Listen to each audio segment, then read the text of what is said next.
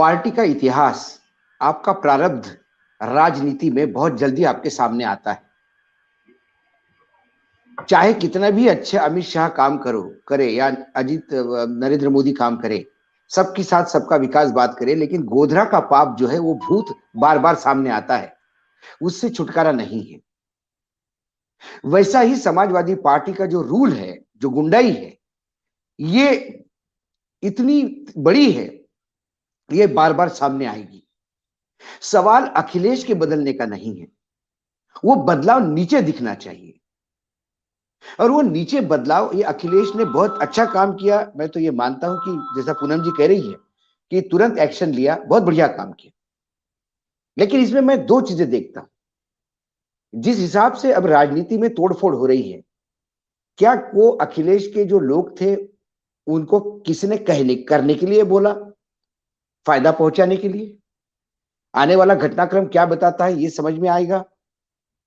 जब चिदम्बरम पे किसी ने जूता फेंका, बाद में वो आम आदमी पार्टी का एमएलए हो जाता है, तो फिर उंगली आम आदमी पार्टी की तरफ भी उठती है। क्या आपने जूता फेंकवाया क्या? ये लोग कल यहां से निकल के बीजेपी ज्वाइन करते हैं तो हम क्या कहेंगे फिर? इनके निष्कासित किए वाले लोग।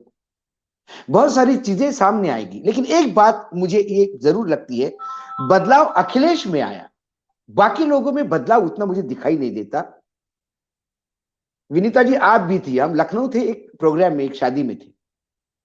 उस शादी में वर्तमान में जिस सरकार को सबसे बदतमीज सरकार मानी जाती है और अरोगंट सरकार मानी जाती है, योगी आदित्यनाथ की, उनके कई कैबिनेट मंत्री थे वहां पे। उनका मिलने का स्टाइल, उनका मिलने का जो एक बॉडी लैंग्वेज थी, वो आज भी वही थी कि जैसे अरे हम तो मंत्री है, कल रहेंगे नहीं रहेंगे, लेकिन दोस्ती बरकरार है। और समाजवादी पार्टी के लोग जो कल तक बड़े विनम्रता से और प्यार से मिलते थे, उनकी बॉडी लैंग्वेज बदल गई, क्योंकि उनको लग रहा है कि सत्ता में वो आ रहे हैं। मैं इस बात को ऑब्जर्व कर रहा था और आपने भी किया होगा।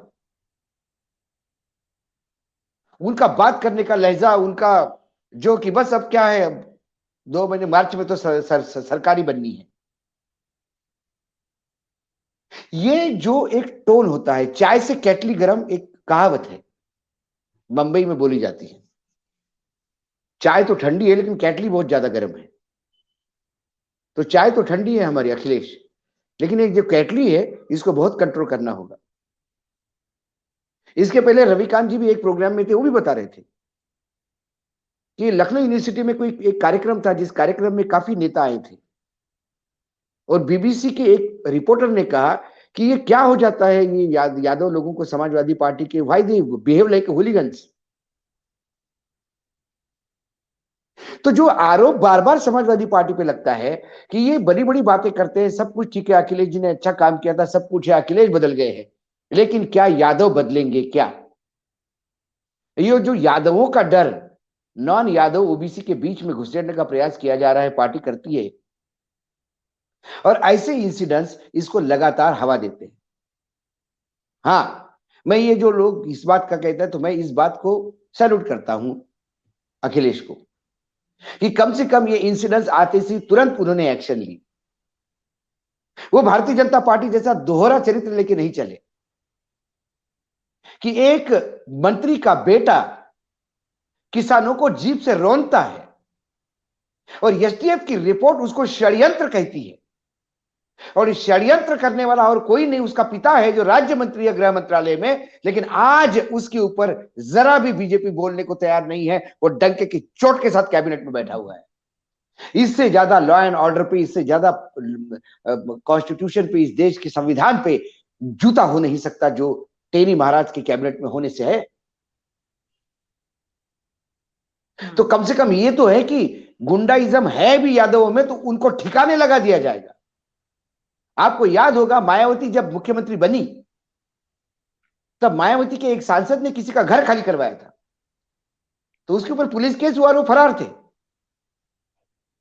एक सप्ताह फरार होने के बाद वो लखनऊ में मायावती जी को मिलने आए, तो मायावती जी ने उनको मिलने का टाइम दिया और तुरंत पुलिस को इन्फॉर्म किया कि मेरे गेट पे आएगा, यहीं से उठाना उसको। और उस सांसद को उसी गेट से उठाया गया और पूरे डाउन द लाइन बीएसपी में एक मैसेज गया कि भले ही सरकार बीएसपी की हो, लेकिन कानून का राज चलेगा। यहाँ सांसद भी जेल में जाता है तो बाकी लोगों की हैसियत क्या है? इसीलिए लोग आज भी कहते हैं कि मायावती के समय लॉ एंड ऑर्डर ठीक था,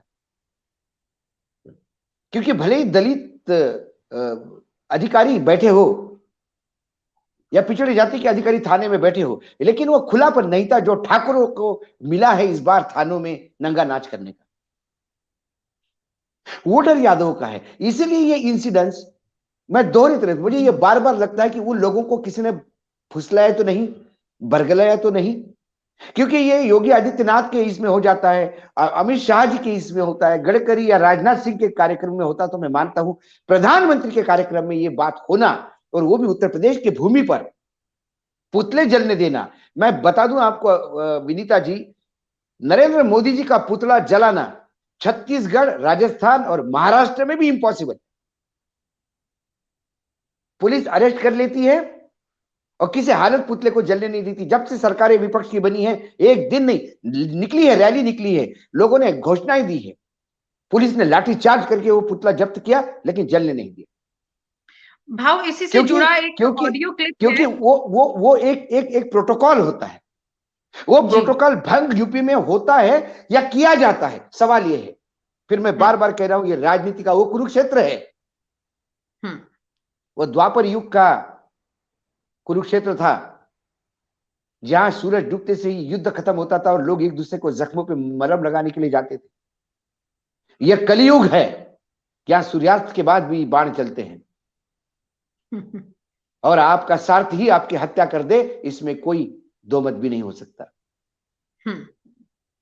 तो ऐसे में ये जो इंसिडेंस हुआ, ये इंसिडेंस को लेके मैं बहुत आशंकित हूं, संशयित हूं, और जब तक इसमें समाजवादी पार्टी को खुद इन्वेस्टिगेट करना होगा ये हुआ कैसे, क्योंकि एक सिलेक्टिव हुआ, यदि होना होता तो कई जगह हो जाता।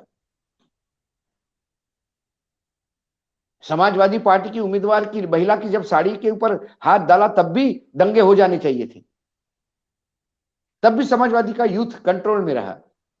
ये ऐसा क्या कारण हो गया कि यहां एकदम यूथ बिगड़ गया? जी, उसके पीछे कुछ ना कुछ है, ऐसा मुझे लगता है। और आप हमसे जुड़े रहने के लिए सब्सक्राइब करें YouTube पर, फॉलो करें Twitter पर और लाइक करें Facebook पर। और ज्यादा जानकारी के लिए आपको टाइप करना होगा सिर्फ न्यूज़ नशा।